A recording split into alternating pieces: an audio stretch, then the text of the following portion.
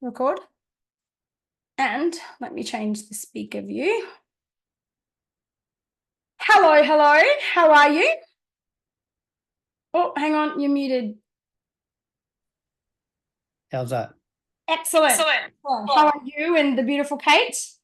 Good, thank you. She's just run to the bathroom, so it's just me.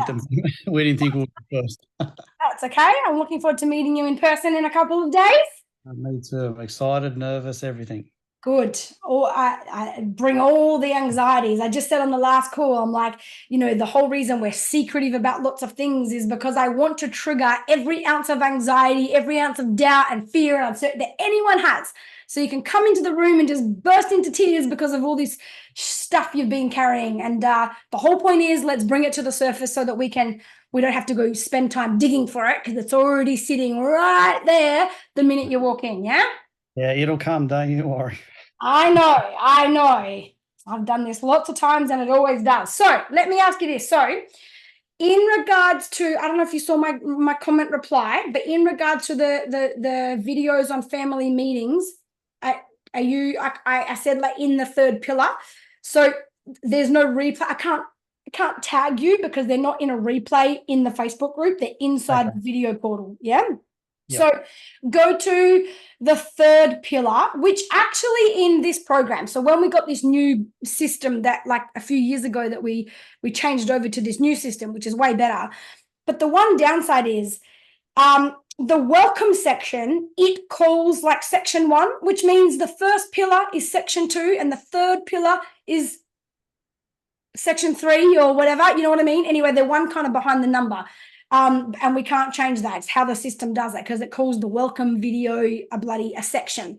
So the third pillar, which is on conflict, connection, and communication, which that means in the program, it'll be like the 4th section, but it will say third pillar. That's what you want to go into. And there's a few videos in one section there called under family solidarity. I think it's under, it's right there near it. If it's not that, it's the next one or something. Okay. That's where you'll get all the family meetings, the weekly meetings, the daily meetings, all that kind of thing. Fantastic. Okay. Okay. So that's where you'll get that. And that'll give you way more than I can even give you here because it's really helpful to stop and pause and take notes or talk to Kate and work out how you're going to make that fit your family. Okay? Yeah, got you. So that's that, and you can watch it as many times as you need. Now, with regards to swearing and name calling at you when something doesn't go their way, first of all, is this both the kids or just? It's more Dean, but Elise will say just the odd F word only once or a week or a fortnight when she's angry or something happens, but It's more Dean. And I had it again this afternoon where something hasn't gone right, then all the names under the sun. And I took your advice to get him to come into the kitchen, sit on the lounge out in the second, but so he's around me while I'm preparing dinner, but I made him sit on the lounge just to think about what he's been saying and doing and how he could have done it better. Fantastic. But it was so hard to get into the lounge and the name calling and the eye looking and the real smart comments back to you. So I tried my best, keeping my cool, keeping calm, but I got him to the lounge by him being there, relaxed him, and then he thought about it. He spoke to me about what he could have done differently, and then he was great after it. But it's the lead up to that. Let me just touch on something. Like we're not going to miss this moment, okay? Clint, how do you feel about yourself? The dad that used to lose his shit and came to this program in fear that he's caused so much damage he'll never repair it with his son. How do you feel about the fact that you were able to manage a situation emotionally, vibrationally, without force and control and punishment? And regardless of the effort it took, he came to a place and was able to converse with you, was able to actually find his feelings and share them with you and come to a place of true empathy and true personal responsibility where he could acknowledge that it was wrong and that he could do it better. You led him there. myself. You were the leader. Yeah. You were the leader of that whole circumstance. How does that feel for you? Oh no, it felt really good, but I also too, like, in the moments getting in there, like I was sort of raising my voice a little bit. You're allowed to be firm, by the way. Yeah, he was getting, quite cheeky back, like, I'm not doing that. I don't care what you say, right? All those sort of.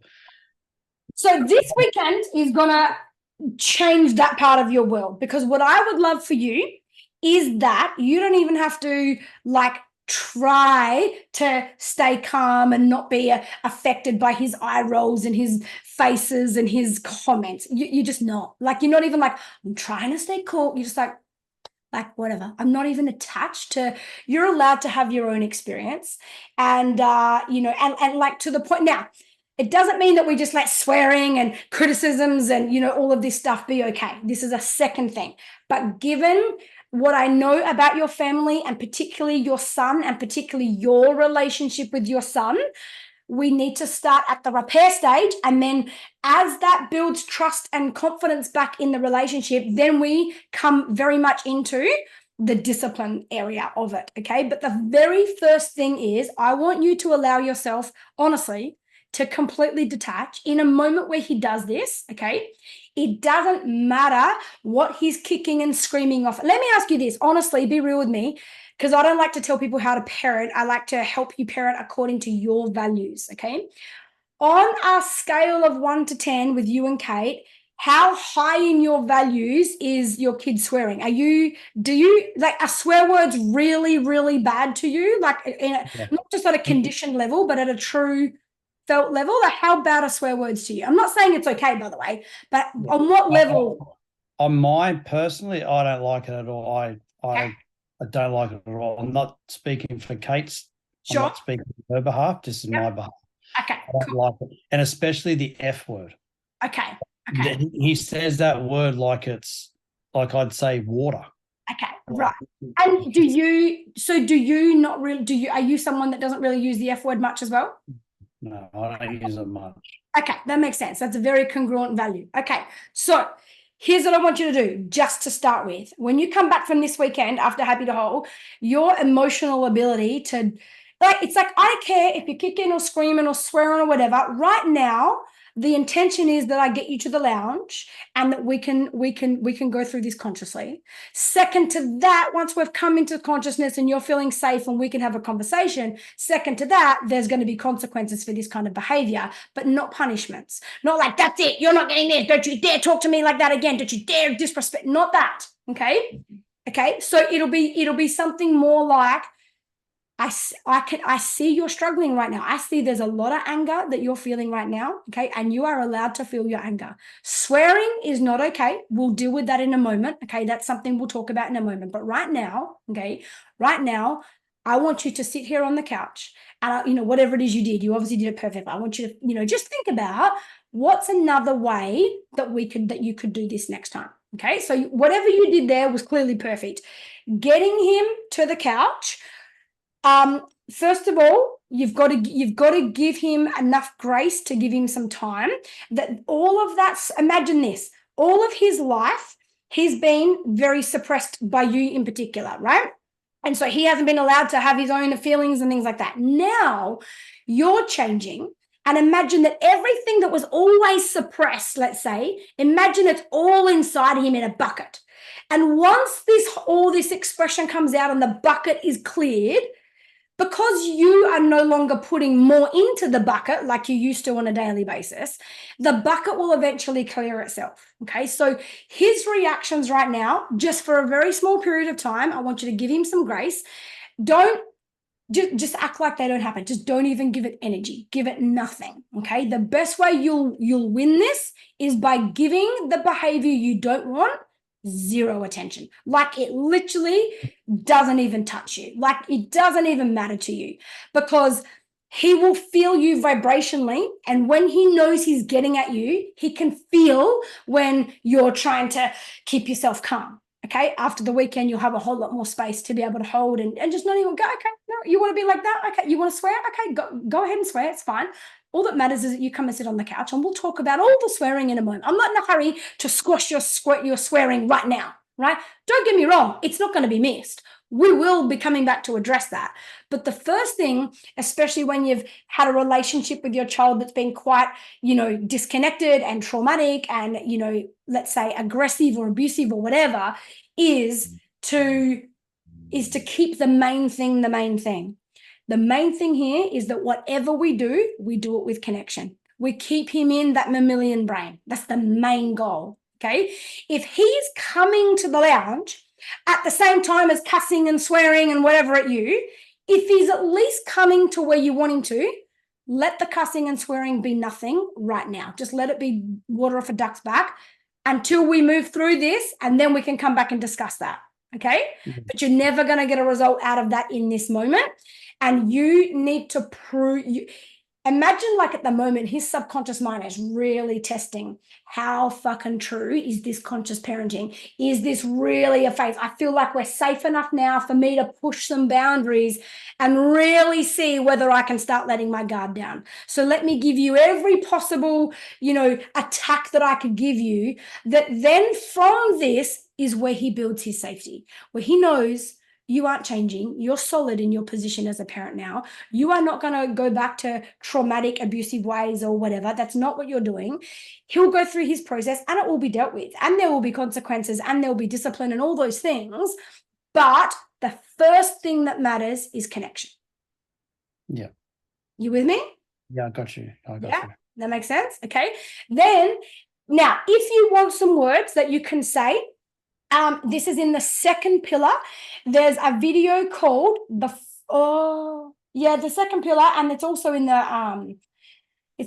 the video archives as well. I did another video on it and put it on social media and saved it there. But anyway, it's under the discipline pillar, and it's called the 4 steps to stopping the whinging. Okay. That exact process, those exact same 4 steps, is exactly what you do in this situation. When he swears, first of all, you have to name it, okay? And you've got to have a consistent name. Call it "that's swearing," okay? It can't be "swearing today," "that's disrespectful," "that's, abusive." You can't change the words. His brain needs some consistency. That's swearing. Swearing, that's name calling, right? Mm-hmm. Whatever it is, okay? Don't mix up the names. Decide what you're going to call it and be strong on that, okay? That's name calling.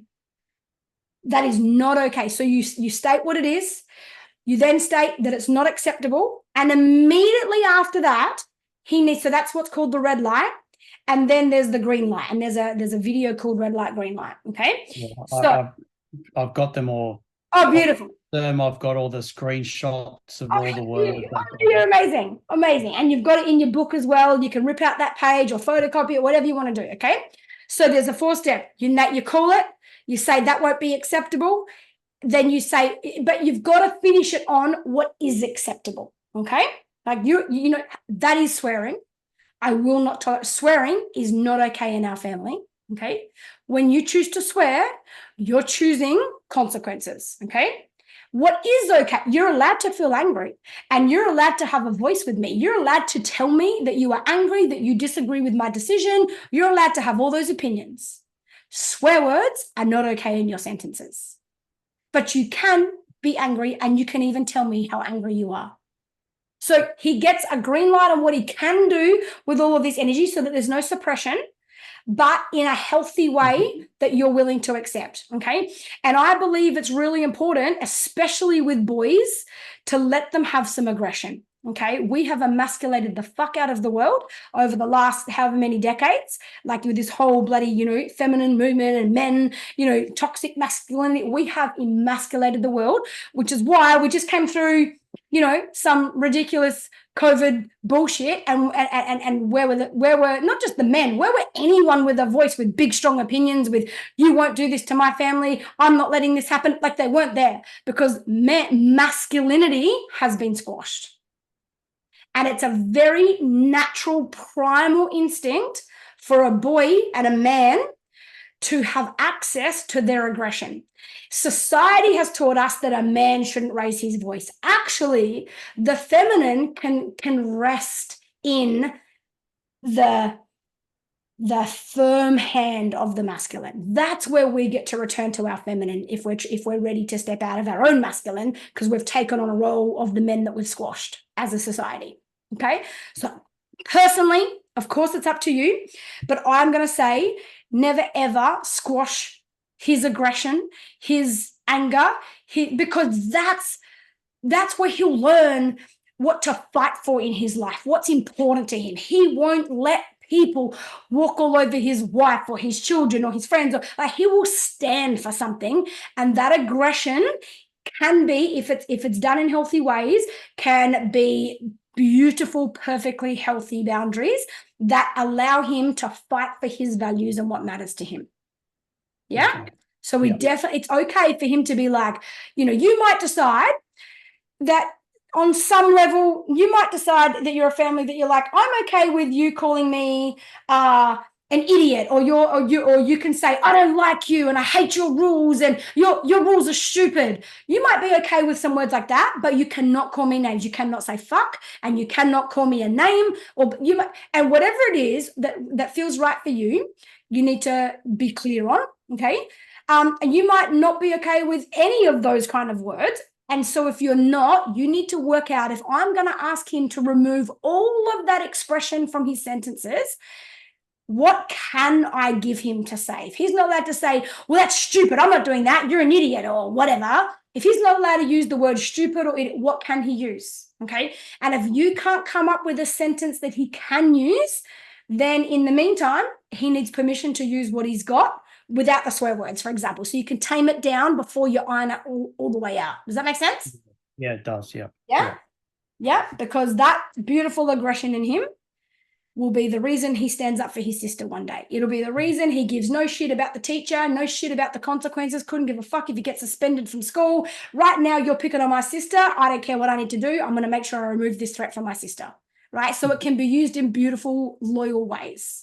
Yeah, because when it all started, he wanted to stay in the lounge room in the front of the house, and I wouldn't let him stay there. I wanted him in the back lounge room so he was around while I was cooking.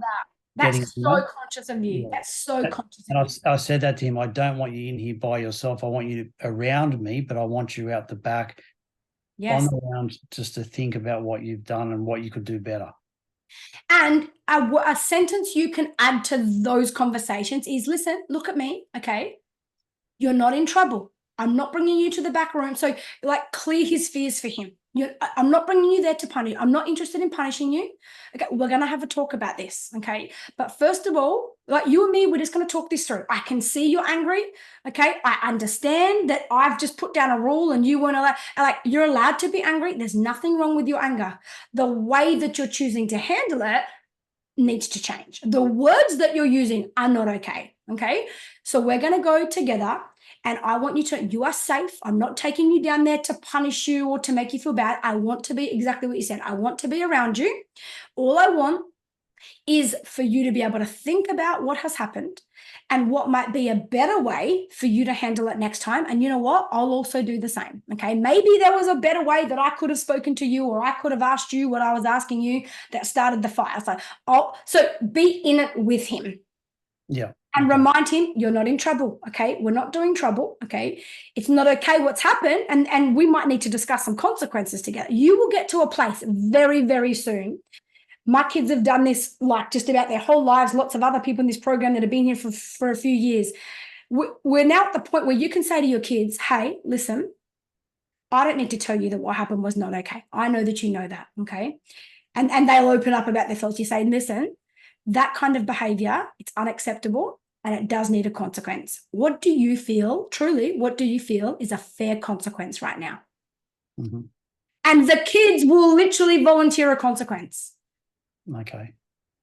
The kid, without resentment, without feeling like, I hate you, you're an idiot parent, that's not fair. None of that. You know what? You're right, Mum. I should have, what I think is a consequence is, even my kids would, like Miami especially, would be like, well, can I think about that? Because I'd like to write you a letter to explain it. And I would say, absolutely. We don't need to know the answer tonight. How about we talk about it tomorrow morning before school, and you can have tonight to whatever. And so they do it in their own way. But hell yeah, I want you to write a letter on that, because the moment when you've got your attention on it, you are processing your own personal alignment with, who you want to be in this world. So sometimes the consequences were, that you would write me a letter, that should bring me a letter, should explain it all, should take responsibility, and what it should be the most conscious fucking thing I've ever read. And then I'd be like, okay, so personally for me, the point of a consequence is for you to really grasp the lesson and for your brain to be able to remember that for next time. I'm feeling now like you don't need a consequence, because this letter has shown me how aware of yourself you are. And I fully believe that this won't happen again. I really believe that you've learned from this. So thank you for that effort. What do you feel? I mean, do you feel like there should still be a consequence? And there have been times when my kids have dobbed themselves in for a consequence. Well, I mean, to be fair, I mean, you did give Bayer a consequence the other week for something similar, so I probably should have a similar consequence to what you gave her. Sometimes they'd say something like that. I'd be like, what the hell? I wasn't going to give you anything, as if there's a kid that dobs themselves in, right? Other times, they will truly say things like, yes, like, I know I'm saying I've thought about it, Mum, but sometimes my brain doesn't remember it in the moment. So I think a consequence might actually help my brain remember. So maybe if I don't have this and I don't have that, maybe my brain will remember it next time. Yeah. Right? That's where you're headed. That's the path that you're on right now with what's just happened. That's who your son is going to be in a very short space of time if you keep showing up like this. Yeah, I'm trying my best. You're doing bloody awesome. Trying my best. You're doing awesome. You're doing awesome. All right, so just remind him you're not in trouble. That's the only other sentence you could throw in there, so that he's more inclined to come down where you want him to come. Okay, I don't want to force you. Another word is, I don't want to force you. I'm asking you. I'm asking you, please come down the back. I want you to come down the back. You're not in trouble. We're just going to be in the same room so that you're there. I'm there. I'm going to think about what I might have done that could have made this situation different. You can think about what you think you could have done, and then we'll share with each other our own personal responsibility. You're not telling me and I'm not telling you. You look at yourself and I'll look at myself. So you're leading by example every time as the masculine in his life. No, fantastic. Thank you. I'll look forward to seeing you in a few days. I'll see you in a couple of days. Bye. Bye. Okay. Hello, everybody that's just joined since then. Okay, Rebecca, I did see your comment, darling, that you are on the line. Let me find you up here. Hang on a second. Oh, God. What's your name? Oh, yep, there you are. Hi, Holly. Hello, darling. How are you? Good, thank you. Welcome to the program. It's nice to meet you face to face. Thank you, you too. Excellent. So, you said here your 10-year-old daughter has been with her dad full-time the past 2 weeks due to a big fallout you had with her. She doesn't want to speak to you over the phone and hasn't asked to see you either. So, we can repair this. And in fact, I know the person, Jade. All right, I tell you what, just for some inspiration, let me make myself a note and I'll tag you. I'll go and see if I can find it after this call. But this exact situation, Jay, let me just write myself a note. Thank you. This exact situation, but I think the daughter was maybe 13 though, or something, or 12 or 13, just a little bit older. Exact same thing. Went and lived with her dad and like wasn't talking to the mum or anything like that. Okay. You can repair this and you can repair it really fast, okay? Because she wants to be connected with you, okay? So there's 2 things I'm going to give you here for some homework. Nicole, are you on the line? Let me see. Are you here? Man, there's so many people here. I can't go through everyone. Okay, she's not there. All right, I was going to get her to tag you or something. I'm going to tag you in another video. So if I can find the one of Jade, that's just, it's going to show you. She came to a call like this. She took my advice. She implemented it. Like 2 days later, her daughter called her and said, could you pick me up after school and can we just have an ice cream together? Basically, can we go and have an ice cream or something like this? Her daughter wanted the connection. And before that, she was trying everything to, even bribe her daughter to, hang out with her or to repair it or whatever.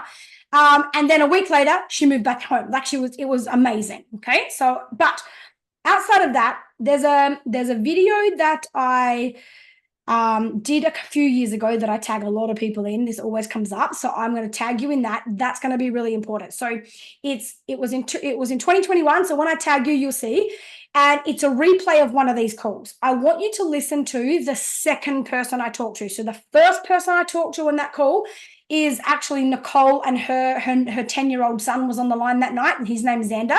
So if you see a little kid's face, like fast forward past him.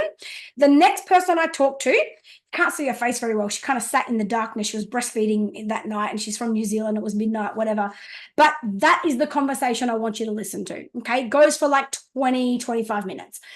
That is the whole premise of you reestablishing a connection with your daughter. Okay. Now, what to do right now? Your daughter, it's our responsibility as parents to, I believe, to meet the needs of our children, even when that means our needs are not being met. It is not a child's responsibility to meet our needs, ever, ever, ever. That doesn't mean that you aren't worthy of having your needs met. You should get your needs met, but not from your child. Yeah? Are you okay with that idea? Yes, I am. Okay, amazing. If you're cool with that, here's the next step. What she needs from you is to feel safe with you. Okay. And I don't mean safe in a physical sense. I mean, she needs to feel heard.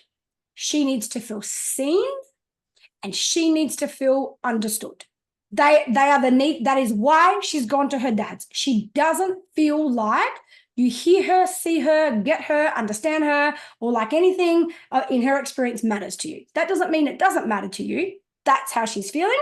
And the only way a 10-year-old knows how to cope is to remove herself from that feeling. Yeah. Okay. So this does require alignment from you, and it requires swallowing some pride and just owning some shit. Okay. For the higher good here. Okay. And what she needs, it doesn't matter if she doesn't text you back. You need to be clear, first of all, on your intention. I'm going to tell you in a second that you need to send her a text message. Okay. Now, when you send this message, you need to send this from a place of true alignment in yourself of, like, I am sending this to my daughter because my heart wants to offer this to her. This is not a manipulation where I'm looking like I just want to love her, but really I want to respond. I want something back from her. I want her to come back. I want her to message me. Like, I've got this, this wound happening in me right now that's making me feel like I'm a shit mom, or that my daughter doesn't want me or love me or something. And I need her to come back so that I don't have to feel my feelings. Okay. So not even subconsciously in that manipulation. Okay. It needs to be clean energy that when you have written what you decide to write, and I'll give you the tips on it, that you send that with an absolute clean heart, that you have doesn't mean you wouldn't like to hear back from her. Okay. But it's not so basically, if she doesn't reply, you have no right to feel disappointed, basically, because you didn't do it to get a reply. You did it so that your heart knows that even if it takes her another month to come around, in the meantime, you have done nothing but plant seeds of love and give her something that she can lean on to trust you again. Yeah. Yeah? Yeah. Yeah, absolutely.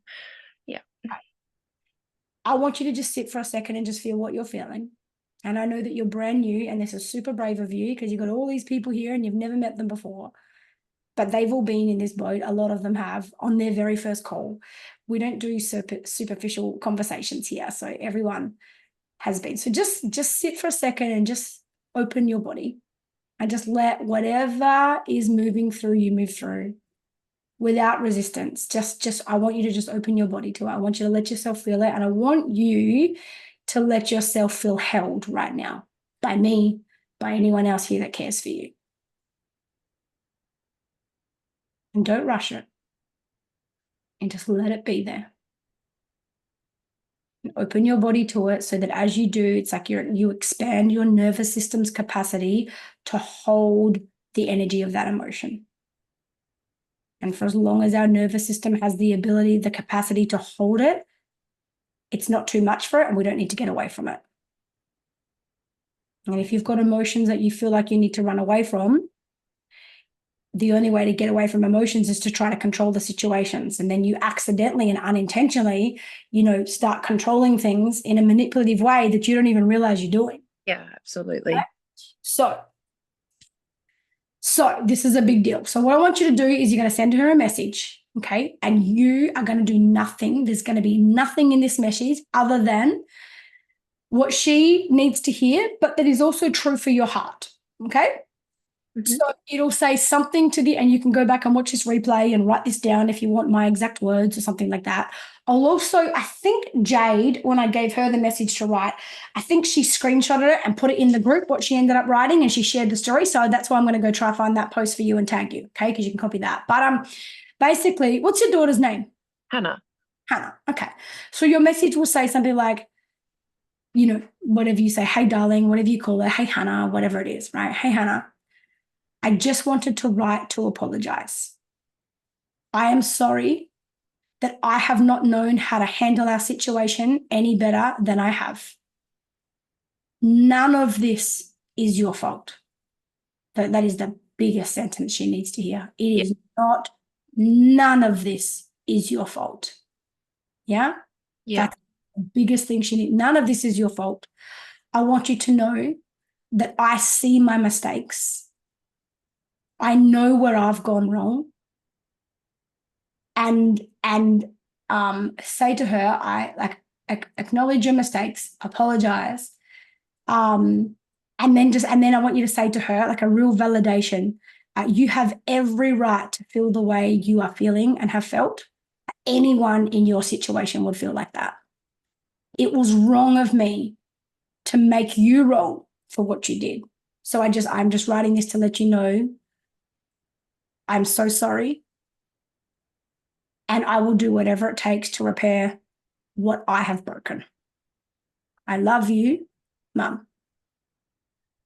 Yeah, I'll go back and I'll watch the recording and I'll write that down. Her dad's been, planting some seeds that I'm meeting with this awesome lady called Holly, and she's going to help me be a better mum. But I think if I write that message as well, that will just all tie in, and she'll not that she doesn't believe her dad, but I think tie in so well with the seed that her dad's planting. And then you can even at the end you can say P.S. Like you honestly can say like P.S. There's no need to reply. Like it's like just so that she's not feeling like there's a pressure for her. P.S. Yep. Honestly, darling, there's no need to reply. Just know that I love you. I just wanted to make sure you knew this, right? Yep. And you can if you want to add to that, like I'm sorry, I know I've made mistakes. This is not your fault. None of this is your fault. I can see where I've gone wrong. Dad might have already told you that I've gone and signed up, and paid for a program where I now have a parenting coach because I can see that this was all me. None of it is you, and it's me that needs to change. And I've got a coach to help me do that. But yeah, she just needs to feel so validated. You have every right to feel the way you feel. Anyone in your situation would feel like that. That's a really important sentence. Yeah, 100%. And even though she's 10, she's very intelligent. So that will resonate with her, especially a couple of, I know this will resonate with her and she'll understand it. Yeah. And then you don't rush her home, don't rush her into seeing you. If she writes back, thanks, Mum, or I love you too, or something like that, your only reply so that she doesn't feel pressure again, she doesn't go into people pleasing you or just, hungering for the love that you're offering her now kind of a thing, should be something is just like if let's say she wrote, thank you, Mum, I love you too, or something like that. You just say something like, it means the world to me to know that, or something like, I know you do. So confirm for her, I know you love me, I thank you, darling. Your message means a lot to me. I do know you love me, but it's always really nice to hear that from you. Thank you. Yeah. Something like that. Just thank her. Don't say like, oh, I needed to hear that from you, right? But she is not responsible for what you need. Yeah, absolutely. Yeah, yeah. That's all you're going to do. And this video that I'm going to go tag you in on, let me just make myself a note there so I don't forget, the August 23rd, 2021, 17th of August. that video changed everything for you. Okay, it talks about treating your daughter like a plant. Okay, so as it's going, you'll know what I mean. Okay, it is everything. It is everything. Thank you, Holly. Absolute pleasure. And thank you for being here and for showing up and for diving in straight away. Amazing. I'm glad we've crossed paths. Let me know how it goes. Keep us posted. Everyone's going to be wondering what's going on with his mother and daughter, okay? So keep us posted in the group. I won't reply over the weekend. I'm running my retreat this weekend, but put it up in the group anyway, and you know I'll scroll through the group next week, okay? Yep. Thank you. Thank you so much. So welcome.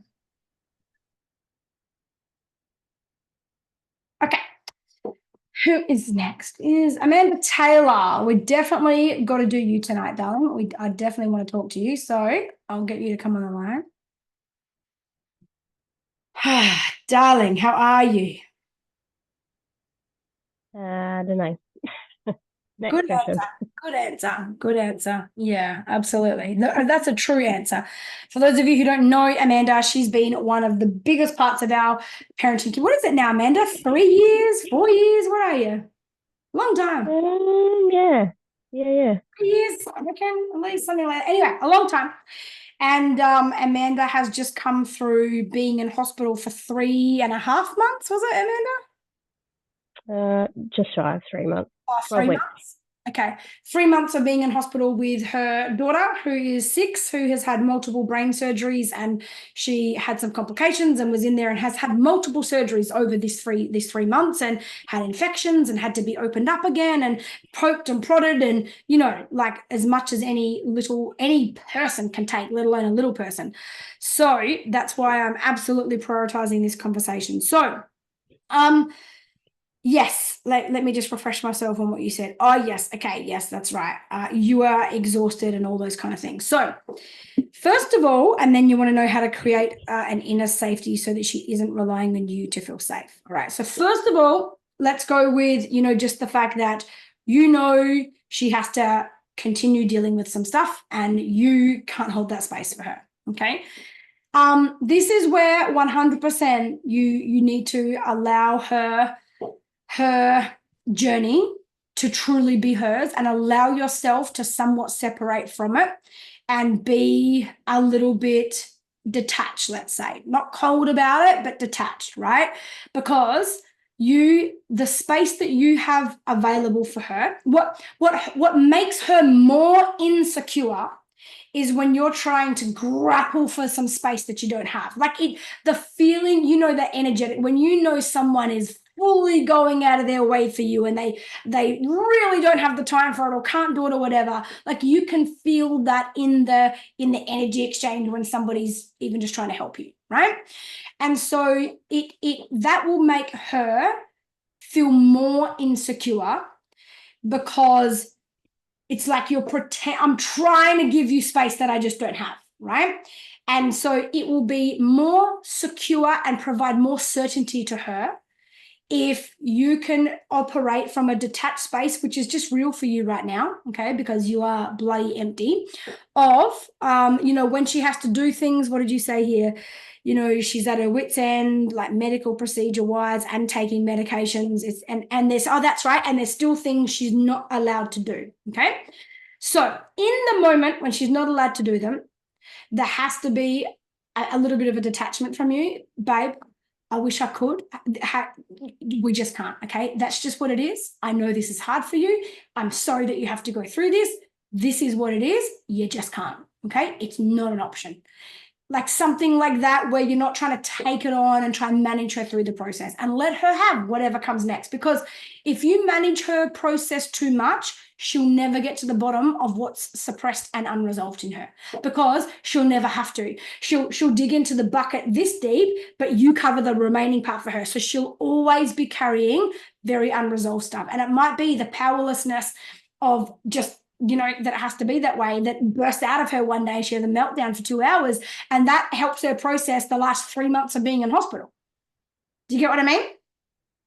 Yeah. Now, on another level, because I also know how consciously you raise your children, and these are very normal conversations for you and your family these days, Have a talk to her at a time that's not connected to something, when she seems in pretty good spirits and you're having an okay day or whatever, about how can we, like, be in it with her, how can we handle the situations. Hey, Em, I just wanted to have a chat with you. You know, the other day when this happened and you weren't allowed to do that and the other kids were doing that and you just couldn't, right? You're not allowed to jump on the trampoline right now, or whatever it might be. I totally get that that's hard. And what I think would help us both, and help you especially, is that if we make a little bit of a plan and if we talk about it all the time, how much it sucks, how hard it is, instead of like just processing it in the moment. So the more, like, you know, the more familiar her mind can be to these ideas that you're just not going to be able to do things, not just yesterday, not today, but probably tomorrow there's something you probably won't be able to do either. The more that is just like a normal topic of conversation, instead of, you know, barely being spoken about because it's so disappointing and it sends her into a sadness. But then when the moments happen, they're bigger because there's less familiarity with them, especially now she's out of hospital. So I think having a conversation with her about, hey, while you're not in one of those feelings, what do you think now might help you? What is it you need in those moments? Because, you know, I can't change it, and we there's no point discussing it. There's no point us even letting ourselves even wish that we could. What we can't do, we can't do, and it just has to be. That's what the decision is. We just have to accept it, right? So, what is it you need from me in a moment, in one of those moments where you just can't do it? Instead of talking, explaining, having conversations, trying to find ways that maybe you're caught, or maybe I can bribe you with this, or maybe because you're missing out here, I can give this back to you, okay? That's not good. That's not good for anyone. It's not good for her either, babe. Like, just because it just prevents her from accepting it. Does that make sense? Yeah.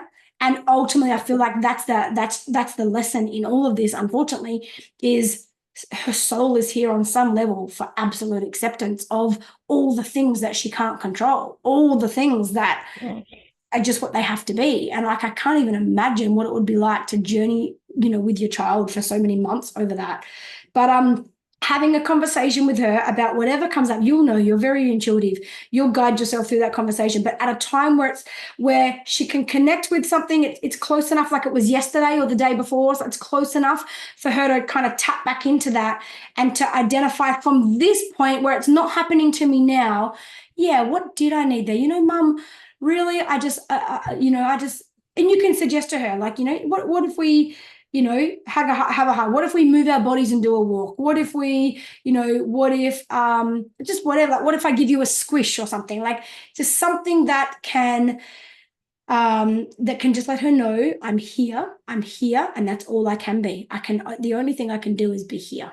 That is all. We can't fix this. We're not going to negotiate with this, because the attempt to negotiate with it, the attempt to like compromise somehow and, you know, make sure she doesn't miss out in another way, that would be exhausting even for her. Because now when something happens that she can't do, her brain, instead of moving into an acceptance and, you know, like letting herself feel, and like maybe she needs you to confirm, do you want me to just confirm for you how much this sucks, how shit this is? You know, maybe let her say a swear word, let her say it's shit or something, you know, whatever that might give her this feeling of freedom, this feeling of power, to be like, you know, something like that.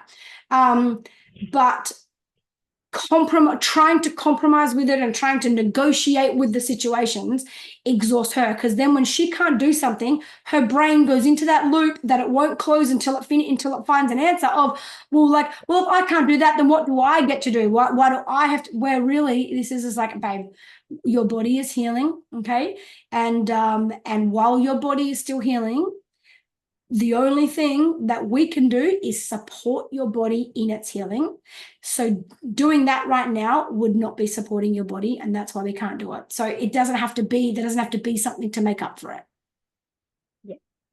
Sometimes there can be, but not as a pattern. Do you know what I mean? Yeah. Because then she's looking for that. We did have a conversation today after I'd actually messaged you, and I was sitting outside, and I just said to her, look, you know, I know that this is really unfair.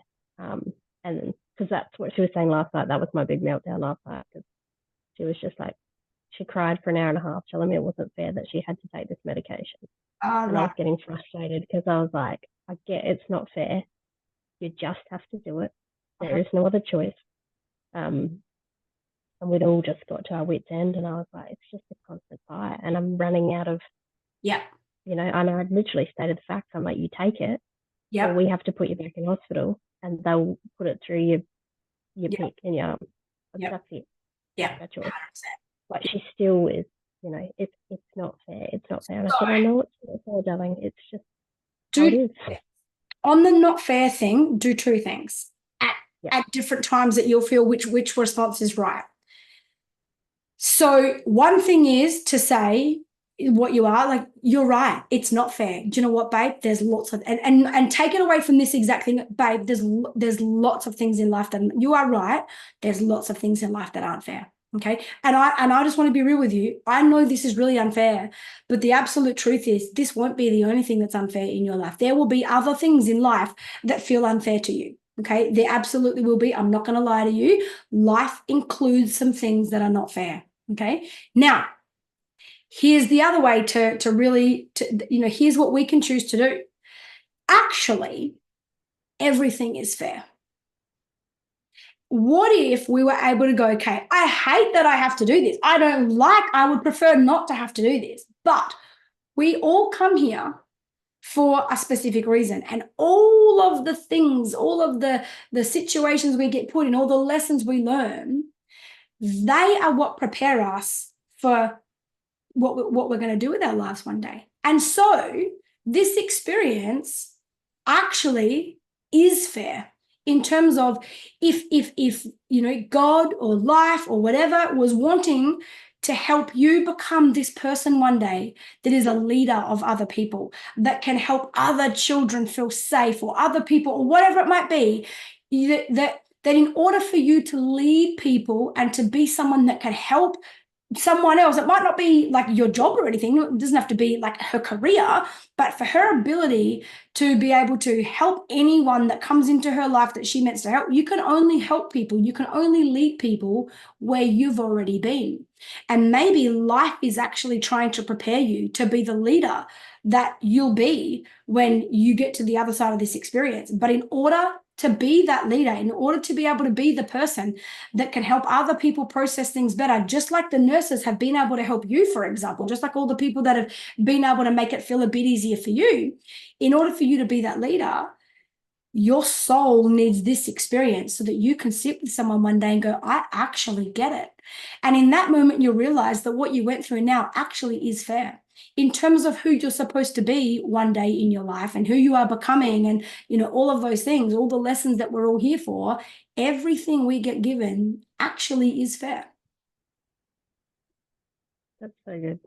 Yes, we had a few of those conversations in the hospital, and she used to, like, there was a few little babies in there especially, where she'd be like, oh, I can hear he's really sad, I want to, you know, I want to cheer him up, or, you know, that must be really hard for him. I said, you know, you're going to be able to help so many kids get through tough stuff because you've been through some tough stuff.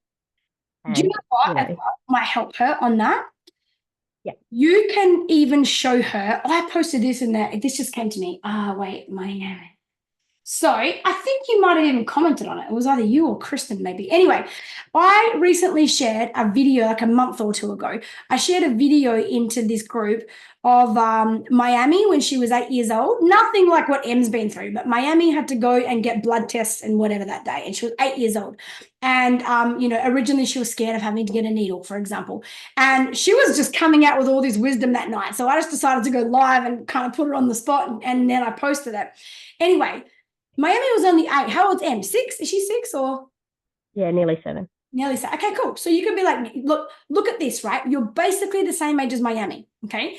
Now here's a video that an 8-year-old did that was teaching other children how to process your fears as an 8-year-old with anything in life. But Miami was using her experience of getting a needle to then be able to help other children learn how to how to calm their fears and all this kind of stuff, right? So that will just be evidence, fam. Look, you could do something like this. Like, look what you've done when you were 5, Emily, or 6, just turned 6. Last time you were in hospital, You made how many thousands of dollars making those bracelets you make? Like, do you know the inspiration? That's you being a leader. That's you showing other children that just because you're stuck in hospital having brain surgeries or this or that, it doesn't mean you can't do something good with your life. You raised over, what was it, Amanda? How much did she make? $1,200? $1,500 hand making her own bracelets with the help of the family when there were too many hundreds of orders, right? At 5 or 6 years old, in a situation where she's a little girl having brain surgery. Like, that is leadership. That is, so how many other children in the world do you think there are that hate having to have their procedures, hate having to take their medications, hate having to go back in for their surgeries? You know what? It's like God has said, hang on, I need to find a child who can be the leader for all of the children, because all of these children are scared to take their tablets. All of them hate having to have their procedures. All of them get scared when they have to have. So I need to find one person that can be an example and that can teach and be an example of all the other children too. Hey, we just have to accept it. We need to stop focusing on the fact that we hate it, and we just need to say, do you know what? I might not like my tablets, but I do like healing my body. I do like getting back to school. I do want to go out and ride my horse again. And so if that's what I really want, I don't get to choose whether or not I take my tablets. If I'm choosing that I want to heal faster, by default, I have to take my medication. There isn't a choice. And if we keep entertaining the idea of choice in something where there's no choice, really the only choice is, do you want to heal faster, or do you want to have to go back into hospital where things are forced on you? That's the choice you've got. And if you do choose that you want to heal faster and not go back to hospital, then you don't get to choose whether or not you take your tablets. There is no choice there. You get one choice.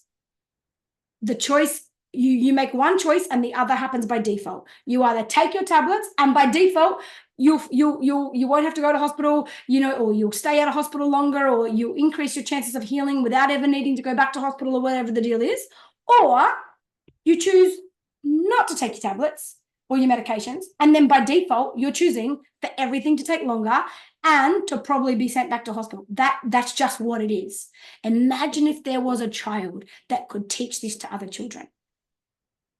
You tell her, Holly said, if you have something that you ever want to share about, how much it sucks and how you just have to do what you have to do, that you can go live, or you can make a video and I can post it in her parenting group. You can be like Miami. That'll be good. Give her a platform if she wants. She doesn't have to, but if she's in a moment where she's like, she might be telling you, Mum, all right, I'm just going to do it. All right, quick, give me my medicine. I'll just do it. Right? Then you can be like, Em, do you want to go live? Right? Do you want me to do a video of you? Right? We don't have to post it. We can post it later. Do you want me to video what you're saying right now? Because this is what children need. Give her like a sense of purpose in her pain. Yeah. Okay. And maybe it's for other people. Maybe it's not. Maybe it's for you. But you need to detach a little bit and not try to soften the blow for her anymore. You've softened enough blows for her. Okay. And now she'll just be escaping her lessons. And if she escapes her lessons, they keep repeating. Yeah. Acceptance is definitely one of her lessons. Yeah. Yeah. Thank you. I needed to hear that. Yeah, you're not being a bad mum by being a bit detached from it. It just fucking is what it is. Yeah. Okay. And don't be afraid to, sometimes don't make it a pattern, but to be like, you know what, Em? I'm doing what I can. Okay. And you need to do what you can. This is a teamwork. This is a partnership deal. I'm doing everything I can. You need to have this medicine. I'm not going to argue. I'm not going to force it down. I'm going to leave it up here. It needs to be taken. And you decide when you're going to take this. Okay. If it's not taken in the next 20 minutes, I'm going to, like, if I have to, I'm going to have to, whatever it might be. I'm going to have to pin you down. I'm going to have to, you have to take this. Okay. But I'm going to give you, I'm not doing this every time. Okay. It just is what it is, babe. I can't change it for you. Okay. What I want is what you want, to get so healed that you don't need any medications anymore. That's what your body is in the process of doing. It just needs your help. This is the medicine up here. When you're ready, you bring the bottle to me and I'll open it and I'll give it to you, or whatever. Put it in the syringe, go, when you're ready, put it in your mouth and syringe it to yourself. Whatever she can do herself, let her, and leave it there. and don't administer every time. Just give her some sense of power. You've got 20 minutes, but inside the next 20 minutes, do it when you want it. I'm leaving it there. It's done. I'll see it. Let me know when you've taken it. Or you come past and be like, oh, did you take your medicine, Anne? Oh, cool. And then make no massive fuss about it. Yeah. Mix up a few ways that you give her so she's got some power somewhere. Yeah. Or I don't do it for her. I literally Oh, put yeah? it out for her, leave it there. Oh, do you? Okay. Ready to take it. But the problem was it took an hour and a half last night. And because it's the kind of thing it has to be, like I have alarms because it's got to be at certain times and all this sort of stuff. Is it a And syringe? it's an hour and a half late, and Is it a yeah, syringe? it's a liquid. I'm And it's you just can't let it go an hour and a half late. I think you need to give her maximum 15, 20 minutes because the longer we wait, the more anxious we get anyway. Okay. So it only makes it harder if you leave it longer. But I know she's been through a lot, but you do need to adhere to the healing process. And you're just going to have to tell her, babe, listen, we don't have a choice. Okay. This has to be taken. The only choice you've got is you choose to take it voluntarily. You choose to take it. And if you don't, I'm going to have to do the part that I don't want to do. Okay. I will have to get dad to hold you. I will have to sit you down and I will have to try and put it down the side of your cheek, even if you're hating that. I do not want to do that. We don't need to do that, but we cannot let this go past this time. It cannot be taken an hour late. And I know she's been poked and prodded and held down a lot, but also that becomes a natural consequence in her brain. I'm not getting away from it. I may as well just it actually incentivizes acceptance because it's like, okay, I'm going to be taking it. It's not a matter of whether or not you take it. It's whether or not you want to be held down or you want to take it by yourself. That's really what it's going to be. I'm not going to lie to you. I'm going to tell you I'm going to hold you down and I will have to put it in your mouth. That's what will have to happen so that you're not breaking trust. Yeah. But it's my responsibility as your mum to be able to make decisions on your behalf when you as a child aren't able to make a decision that is good for yourself. And the timing of your medicine is important. Yeah. Yeah. And then chances are you have to hold her down and then she'll be like, no, I'll do it. Okay, well then do it. You know what I mean? Like, yeah. You might have to just mix up how you handle it and remove yourself somewhat. Fuck, I can't even imagine how hard this would be, by the way. It's like one thing for me to profess this advice. I don't even know if I could do it. I'm just being real with you, like, fuck, it would be hard. When you've just watched her be held down for 3 months and be poked and prodded and operated on and have tubes going everywhere and all this. Like, it's just as if you want to do it. She finally I'm a little bit too close, I suppose. Like, it's watching her go through all that. I don't want to cause any more pain. Exactly. I get that. But the greatest pain she's going to experience is being sent back to hospital because there's an infection or something's happened and nothing is great. What you do at home is nowhere near as bad as her going back to hospital and you having to go back again, being away from your other children, being away from family, being away from life for more time. There's nothing harder than that. Yeah, that was our big, that's where I got to. That was our big conversation today. As I said, I know, like, because last night was hard. And I said to her, I know last night was hard and, none of this feels fair.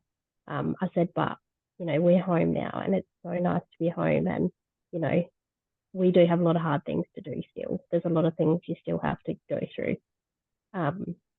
But, we need to work together. How can we make this okay? Beautiful. So we talked about a few strategies and, she is really looking forward to, because she's still got a PICC line in her arm. Oh, has she? Which has to stay until Christmas. So she's really looking forward to being able to go swimming, but she can't go swimming till after Christmas. Right. So we talked about we're going to organise a holiday and we're going to put some pictures up and, this is where we're getting and this is what it's all for. We put a few things in place today, but it was, it's just been a struggle. And talk to her, use the word vision. Like, you create a vision in your mind. Let's, this vision up here on the board or whatever we've put it, and you make sure you believe in that. Don't you, no matter how hard things get, don't you lose your sight of your vision. If that's your vision, if that's the pool you want to go to, you keep that in your mind and you hold that vision in your mind while you take this medication.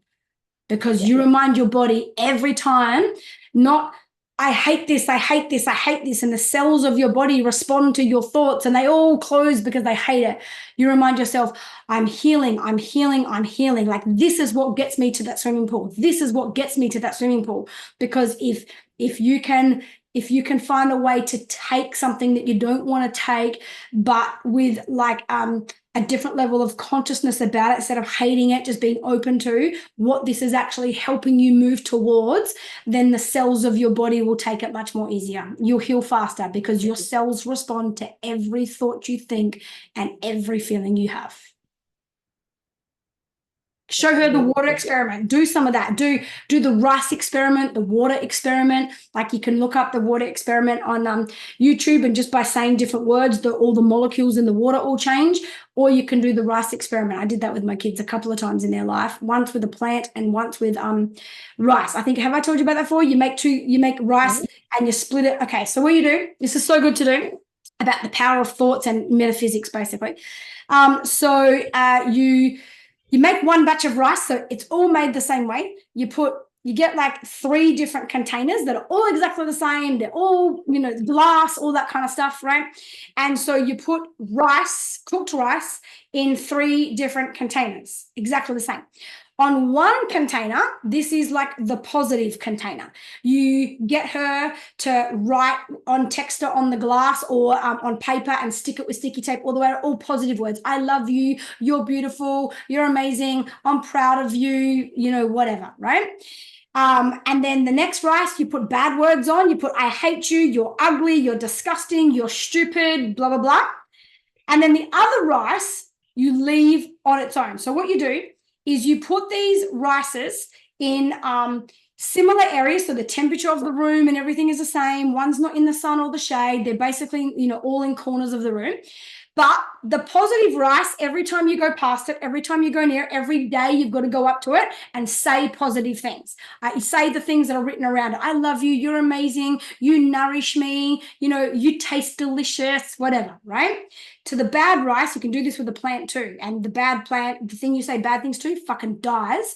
This bad rice will go black and moldy within like 2 weeks. And the white rice, the positive rice, is fucking crisp rice like you just cooked it a minute ago, right? So the other one, you say bad stuff. You're ugly. I hate you. You're disgusting, whatever. And the other one, the third one, you leave alone. It gets no attention. It gets no words. It's like it's nothing. It's like it doesn't exist. That goes the most rotten. Wow. And they're all cooked the same and they're all done the same. And the difference is what words and intentions and vibrations and frequencies they receive. You can do the same thing with a plant. You get a little baby of plant and you plant 3 and you say good words, bad words, and leave that one alone. Those 2 will die. This one will fucking be 5 foot tall, five times taller than the others. Just because of words. And then you're like, this is what your body is. Your body is made up of the same thing as a plant. Your body is as alive in its cellular structure as rice. Rice is a living food.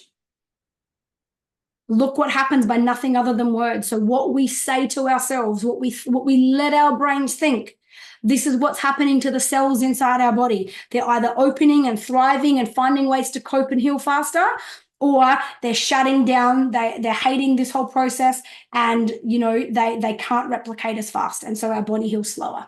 That is the power of words and thoughts. And it's a real, live, tangible experience that they can watch. Absolutely. We're going to do that. It is amazing. You can even look up online to get all the instructions on it, like the rice experiment or whatever. But yeah, watch the water experiment. It's amazing. It's on YouTube and it's incredible. It's done by scientists, and you'll see, how all the molecules they have it under the microscope, and the minute the water receives a different vibration, its molecules change. It's incredible. You're like, what the hell? And our bodies are 80% water. So if water responds to words like that, guess how our body responds? We are 80% water. That is what our cells do inside our body. Yeah. That'd be powerful, that one. Yeah, it will be. And amazing. And that's why and then she can say to the white rice, I accept you. I love that you're resilient. I love that you're adaptable. She can say to the bad rice, I don't accept you. You don't do things you're supposed to do. So she can treat it like you know, like kind of see it as herself, different versions of herself. Yeah. Okay. That'll be good. Yeah, let me know how that goes, and put up the photos of, like, if you do the rice thing or a plant or whatever you choose to do. Plants just take a bit longer, like, to be able to, like, for it to die or to live or whatever. But the rice, you know, once it's cooked, only takes like 2 weeks. Yeah. Mhm. Be good for all of us. Amazing, darling. Keep me posted, okay? And I'll tag you in that video of Miami so that you can show it to her. It might inspire her. She might not give a shit, but, you know, it's just something that at 8 years old, you know, you can help a lot of people. Absolutely. Worth a try. Absolutely. Thanks, Holly. You're welcome. Oh, good. I'm glad that you like that tongue, because it is very powerful, and to let the kids see it, like, with their real own eyes, not just on a video. It is very powerful. Yep. I haven't done it for a long time, just so you know. So just in case I'm missing some steps in that, I mean, I'm telling you what I did, but you can find it online and get all the exact steps and whatever, how much rice you should have and all that kind of stuff. Yeah. All right. So let me see who we've got.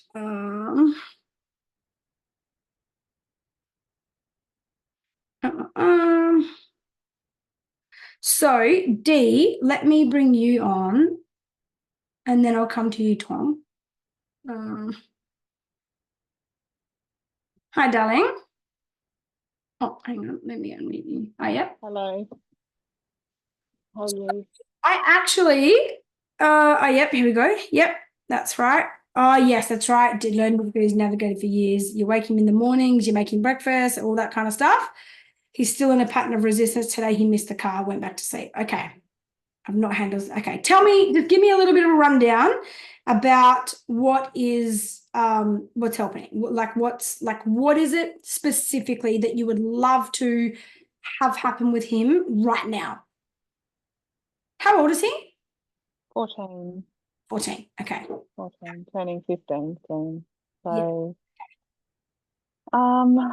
what do I want most? Like I said, it's hard to sort of put it into words. There's a lot of aspects to the whole situation, but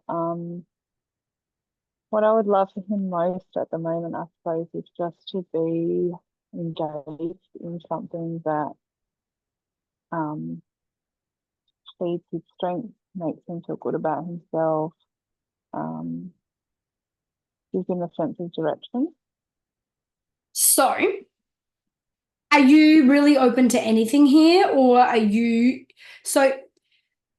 In the soul parenting program, I talk a lot, and this has helped so many people. If Nicole's on the line tonight, I'd get her to, you're going to be at retreat and Nicole's going to be there. I'll definitely get her to you, because she had something similar going on with Ella J, her, at the time, 14-year-old coming into 15-year-old, exactly now, because it was about 18 months ago, and now she's 16 coming into 17. And,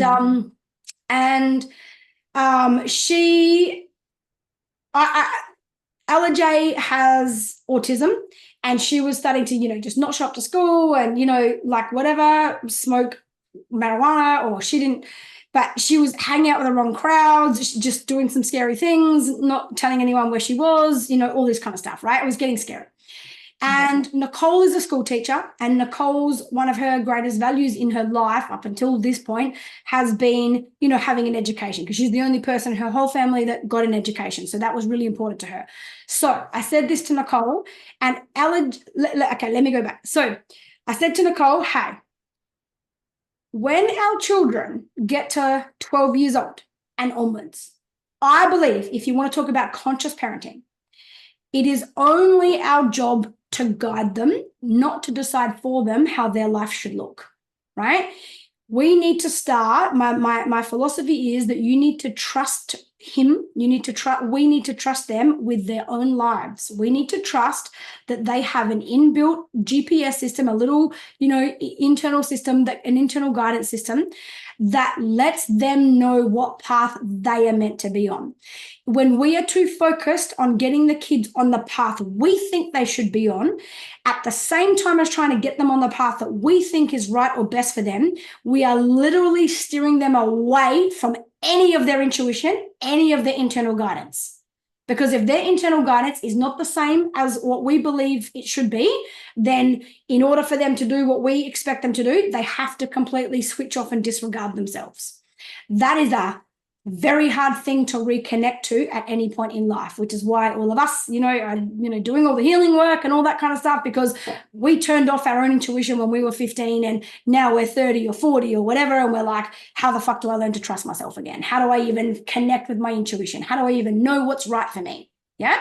So I'm not saying, by the way, that he shouldn't go to school or whatever the deal is, right? That's going to be something for you to truly work out for yourself. But the premise of trust him with his own life, if you can hold that really close to your heart and to truly trust that he does have a system built in him that he is connected to, that is more intelligent than you'll ever be, that knows what's right for him more than any of us will ever know for our children. I think one of the hardest things we're moving through on a spiritual, I know I can talk to you quite spiritually, right? One of the hardest adjustments that I think as a planet, the shift in consciousness that we are going through, our generation, us as parents, are literally parenting and leading the way for this generation that's coming through that knows exactly why they're here. They are not here to live in our world. The entire construct of school and routine, all of this will be gone.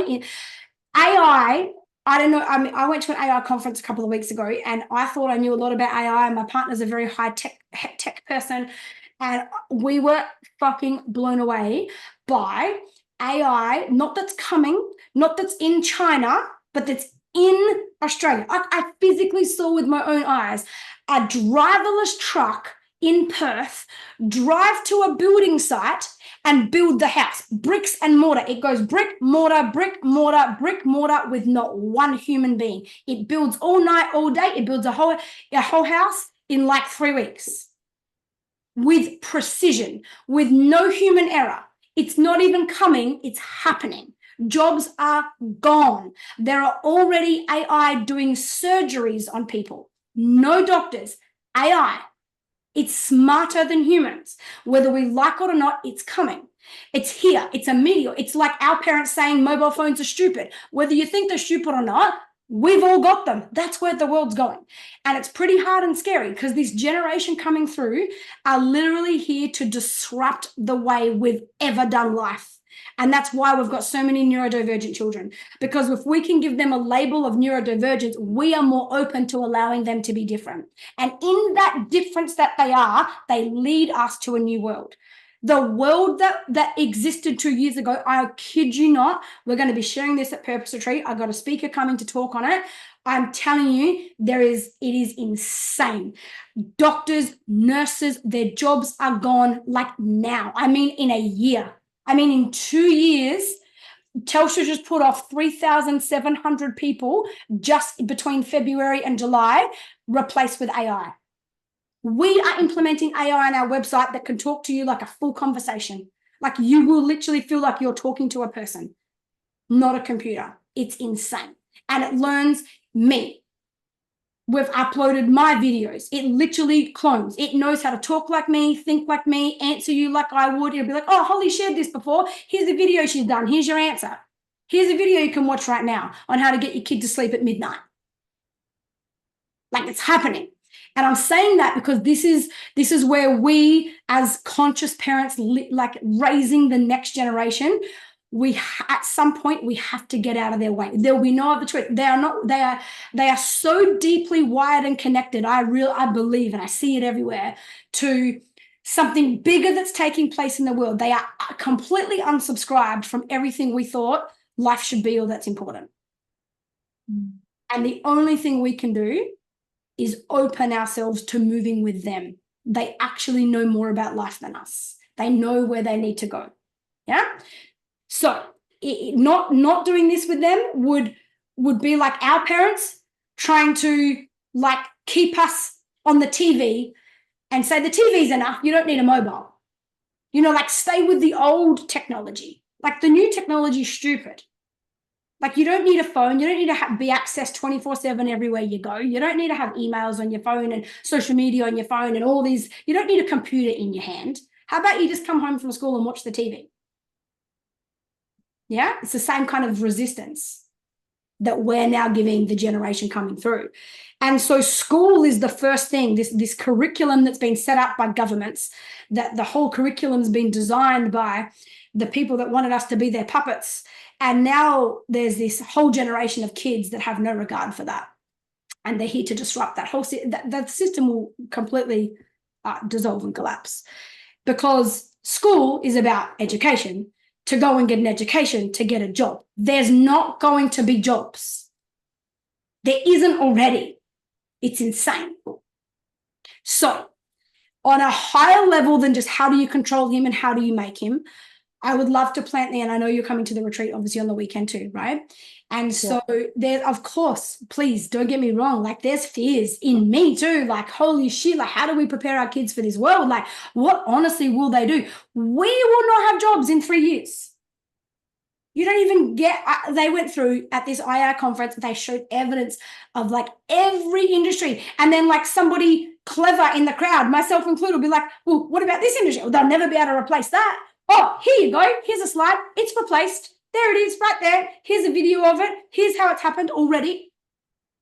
It's just not out there because they're still learning. The AIs are still learning. Once the AIs learn, they do not make a mistake again. Humans do. Humans make mistakes. Yeah. So I'm saying this so that you have a bit of a bigger picture. Okay. That him not going to school isn't just him wanting to be difficult or wanting to buck the system or whatever it might be, you know. And when you're like, you know, how do I help him care about his education? The best thing any of us can do right now is find the courage, the adaptability within ourselves to open to the fact that there is no education. I could not stress this more. There will be no, you won't need education. AI will answer everything you need it to answer, say everything you need it to say, do everything you need, like literally, it's literally scary. I get it. It's fucking scary. Because but if it's not education, I feel like as a human being, you still have to have something that you are driven towards or something that lights you up. I agree. And that's what it worries me that I don't see that in here. Yeah, I get that. So that's a really good point. I believe that too. That's what I like about AI. You're going to, in order to have a place in this world, you're going to have to find your gift. You're going to have to work out why you really came, because you're not going to be able to get a job that is easily replaceable. You're not going to be able to sweep floors and trade time for money and pack shelves and work at the checkout anymore. We're not going to need you for that. Right? So you're going to have to come with value that AI can't duplicate. There has to be something about you that is not replaceable. Does that make sense? Yeah.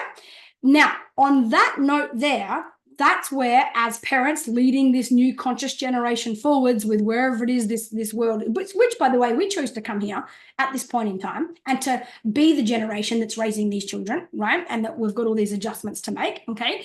And so in order to help him, like you just said, to find some passion, to find an interest, to find, you know, something that, like you say, that like lights him up, in order for any human to connect with any place in them that is desire, we won't find that by continually being in an environment that robs us of that. Yeah. So now I'm not saying he doesn't go to school, but the conversation with him might need to be, babe, like, darling, I'm not going to fight with you. Okay. There's nothing more important to me than our relationship, than our connection. Okay. There's nothing more important to me than that. Okay. I am here to be your partner, to be your biggest cheerleader, to be your support person. Now, that doesn't mean that there's not boundaries and that you can just go swan around in your life. Okay. I get that. But we need to have a discussion, because I want you, for example, I want you to go to school. And if education, if the school thing isn't what you love, I think school is important for whatever reasons, you know, for social connection, for some regularity, for whatever, okay? And if it literally eats away at your soul, I'm open to looking at other options. You don't have to do school as it is. I'm open to exploring other options But what that requires is you also being willing to take a level of responsibility. If you're not going to do school, what will you do then? So I had this conversation, minus the AI part, with Nicole like 18 months, 2 years ago, about trusting Ella J with her own life and letting her find her way. And we have to be careful not to give ourselves a story, because this is why we do put the pressure on our kids, and then we completely disconnect them from themselves. And this is why, you know, by the time these kids are 16, they don't even know what subject they want to choose next. They are so disconnected from any desire in themselves. They can't even choose year 11 subjects because they've got no idea what they're even interested in. And that's because their dreams and their desires, society has beaten out of them. Like, we beat that out of them by making them conform to what we think is best for them at early ages. When they start getting the first signs of what they don't want to do, we make them do it, and it literally disconnects them from any part that is themselves. Okay, so Ella J today. So I said to Nicole, stop telling yourself an absolute bullshit story that if she doesn't finish school, she'll end up being a no-hoper. If she leaves school, she'll never make anything of herself. She'll be on the wrong path. She'll just be some dull bludger that, thinks that she can live at home and, da-da-da-da. These are all stories. They're all, if she doesn't finish year 12, she'll lose opportunities in her life. And these are all stories. It's not true.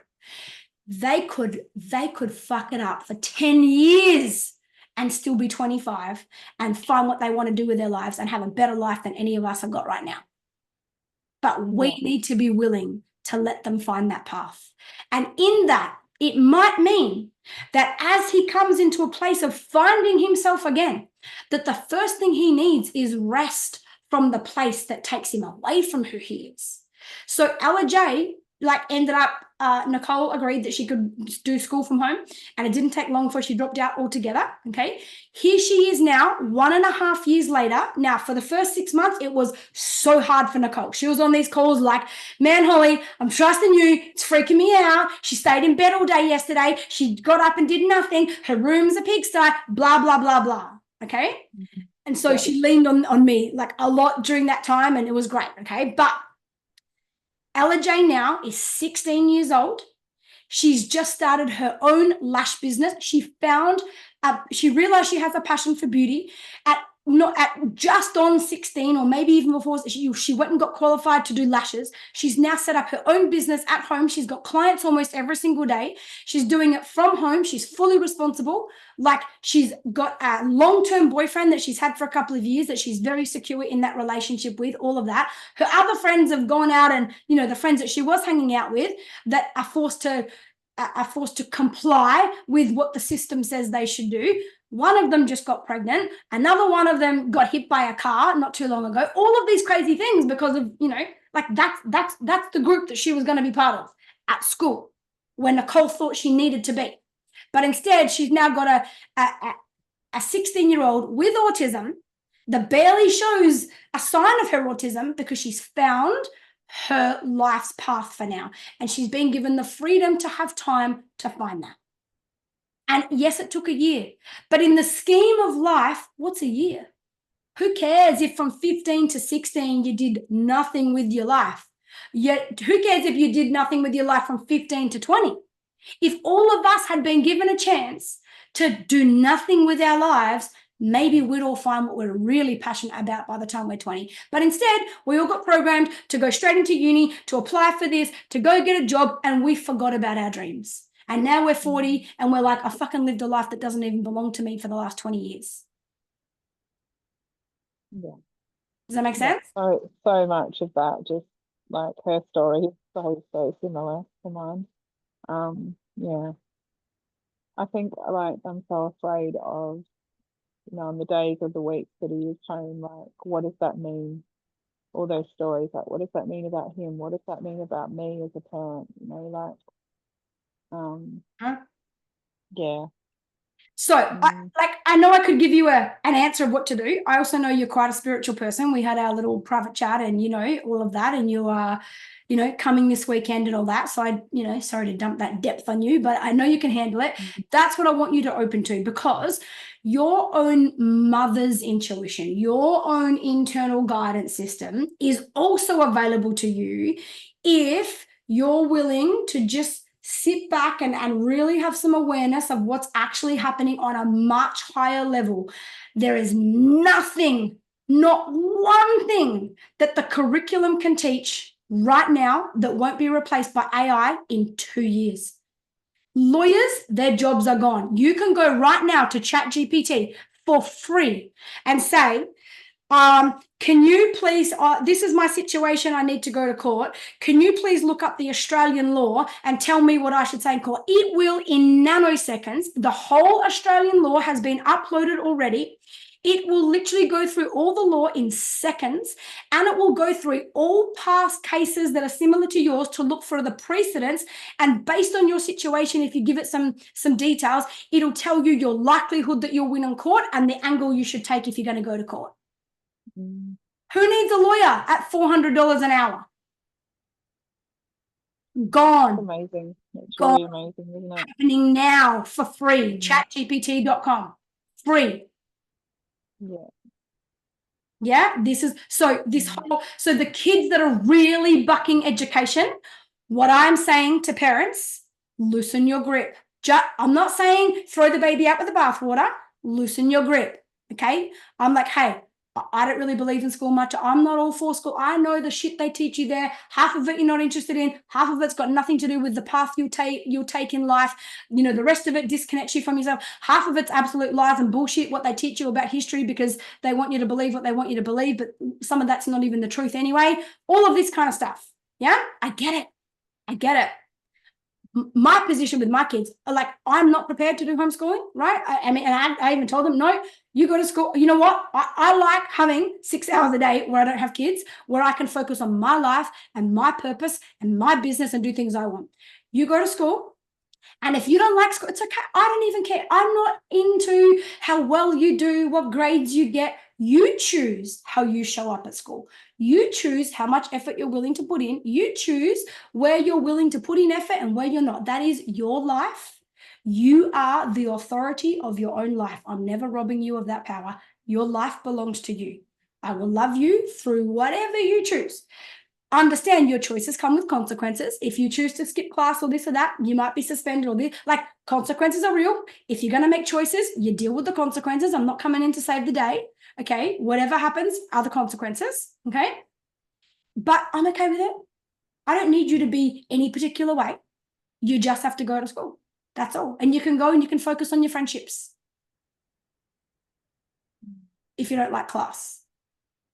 I think it's really hard because since the very first day of school, there was a huge meltdown, and ever since then, every day's been a push, and he's never been interested in doing any of the work. Or it's like his soul is trying to say, can someone please see me? I'm dying here.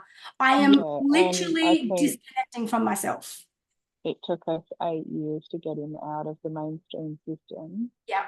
And I feel like he was so burnt out and destroyed from it. Absolutely. That he doesn't know how to find his way back. That's right. That's exactly right.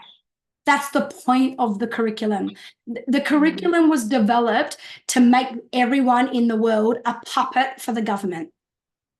They don't want us being free thinkers and finding our own path. They want us getting jobs, paying taxes, and being under their control. Yeah?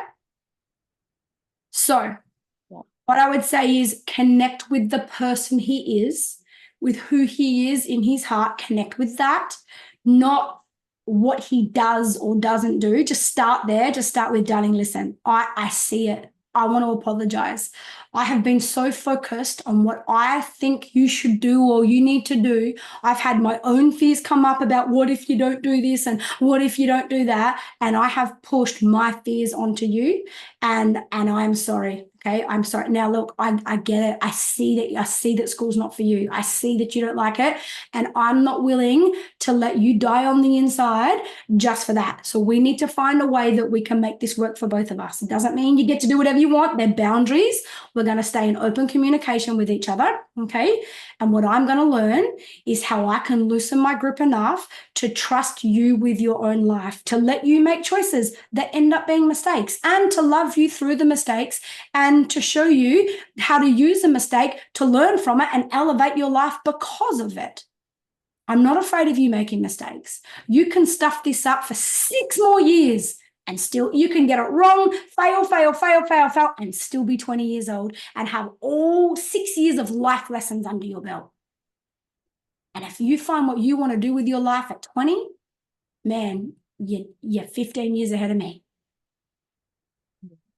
You know what I mean? So just connect with him on that kind of level, on like a, hey, I'm going to be your partner. I realize I've been the boss. I've tried to force you and push you. And I know that every time I do that, I make you feel like you're not enough the way you are. I make you feel that whatever your desires are, they're not good enough. They're wrong. And it's not that they are, but I realize that that's probably how I've made you feel. Okay. And I apologize for that. I don't know how to do this. I've never had to raise a child in this kind of world before. So full transparency, it's scary for me. I'm very aware that I don't know what to do. And all I'm resorting to is like what everyone else does. Okay.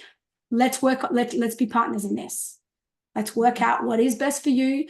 I'm open to trying some things. There's boundaries on it though. If it doesn't work, or if it doesn't work for both of us or whatever, then it has to work for both of us. But let's start chatting about it. What would you like to do? I'm not comfortable with you just leaving school. I am open to the idea of, well, what if I left school and did this? Or what if I focused on that? Or just like, I'm open to conversations is what I want to say to you. Because if you can just be open to conversation and be a safe place for him to come and mull over, that will encourage his brain to start making all the connections again, to think of, these are the only kids that are going to survive in the next world. These are the kids that are going to like thrive in the world that's coming. The kids that are creative, that can think of something next. They can be imaginative. They can work out. Like these are going to be, because there's already AI who train AI. AI doesn't even need a human to train it. There's already got AI training the robots. So we can't even say, oh, well, our children will train the AIs. Well, they won't, because they're already replacing that now. It's insane. Okay. So I know that's I took you down a different road there, but that's the world we're coming into. Like what we need to do as parents is prepare our children for the world that they are going to live in. And it's not the world we've just come from. So we need to be as flexible, as open-minded, hold them with a loose grip. I'm not saying let go, and I'm not saying hold tight. Just hold it with a loose grip and be adaptable, be resilient. Acknowledge that it's scary for us and it's very much an uncertain world, but that's where it's going. Yeah. And that's what we have to prepare our kids for. The only thing that we can do to prepare them for all the things we don't even know is going to happen is have them tuned in to their internal guidance system, because that's going to be where we're not going to have their answers. They got the answers. Our goal is to get them so tuned into themselves that they can tap into those answers like that, because we won't have them. Yeah? Thank you. You're very welcome, darling. Let that all sit and mull over, and, bring it up at retreat, and definitely make sure Nicole is one of our retreat guardians this weekend. So you'll know her very well. So just go up and talk to her about her eldest daughter and about how she wanted to leave school. And Nicole was very resistant. She's a school teacher. She values education. Like she was right off on that idea. Been the best. She's literally saved her child's life. Literally saved. I would like to have a chat with her. That would be great. Yeah, she'd love to share her journey with you too. She'd love it. Yep. Okay. Thanks. All right, darling. Good on you, and good on you for really taking that in. Like, that's not that's a left field conversation, and I can't talk like that with everybody because I do get that it's fearful, for all of us. But yeah, thanks for really, really taking that on board, and let's just see what it does inside your heart. And if you can let go of the grip that society's programmed us with, you'll find a different level of intuition as a mother as well. And freedom. Exactly, darling. Exactly. Yeah. There won't even be there. I don't even think there'll be school. I don't even think there'll be schools in one generation, especially. Our kids will not go to school. There will not be a school. The curriculum, everything, it's about to, inside 5 years. I think inside 5 years. I don't know what it's going to be instead. I don't know, but I bet you it's not school inside 5 years. Okay. Yeah. All right, my darling. Good night, everybody. Now, just a reminder, there's no call next week, okay? I always take a couple of days off after the retreats, so you pay for 45 calls a year. We've actually only missed 2 calls this year so far, so we always take 2 weeks off over Christmas and New Year, but there won't be a call next week, so I'll see. You can use the Facebook group in the meantime. If you've got questions, it doesn't mean you have to wait 2 weeks. You can use the Facebook group for sure, and we will be back here in 2 weeks, yeah? All right, good night, beautiful people. And those of you coming to retreat, I will see you there.